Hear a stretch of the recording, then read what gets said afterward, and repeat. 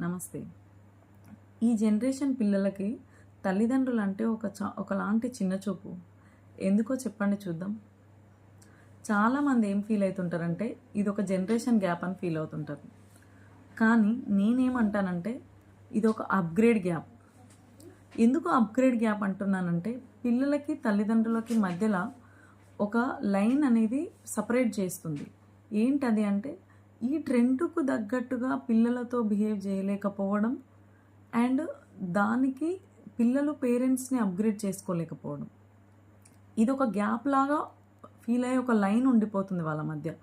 అందుకే పేరెంట్స్ మంచిగా వాళ్ళకి ఏదో మంచి జరగాలని ఏదో చెప్పబోయే మాటలు కూడా పిల్లలకి చెడుగా వినిపిస్తున్నాయి.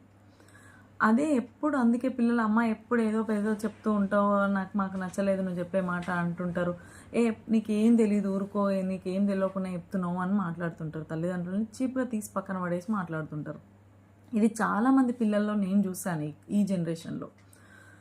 That is very wrong, which is happening actually nowadays.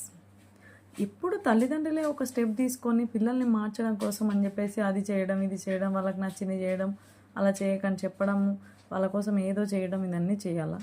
ఎందుకు?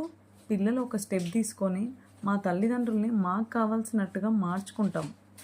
మేము ఈ జనరేషన్కి తగ్గట్టుగా వాళ్ళకి తెలియనివన్నీ మేము నేర్పిస్తాం అని నేర్పించుకొని మీ తల్లిదండ్రులని ఫ్రెండ్లీ పేరెంటింగ్ మీ పేరెంట్స్తో చేసుకోవడం తప్పేముంది? Take a step. Children, nowadays children take a step which is very good for you. అది మీకు చాలా మంచిని చేస్తుంది. వాళ్ళు మీకన్నా చాలా గొప్పవాళ్ళు, చాలా చూసేసి వచ్చారు. They are gods to you. మీకన్నా చాలా విషయాల్లో నాలెడ్జ్ ఉంది వాళ్ళకి.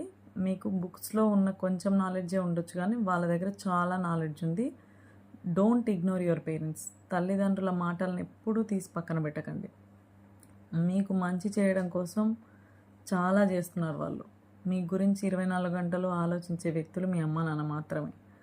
అండ్ అమ్మకి ఒక శక్తి ఉంటుంది. తన పిల్లలకి రాబోయే కష్టాన్ని నష్టాన్ని ముందే పసిగట్టగలిగే శక్తి మీ అమ్మకు ఉంటుంది. ఖచ్చితంగా షీ ఈజ్ వెరీ ప్రిడిక్టబుల్. ఆమెకి పిల్లలకి రాబోయే కష్టాన్ని ఖచ్చితంగా కనిపెట్టగలుగుతుంది. అమ్మ చెప్పే మాటల్ని పదే పదే చెప్తుంది అని ఇగ్నోర్ చేయకండి.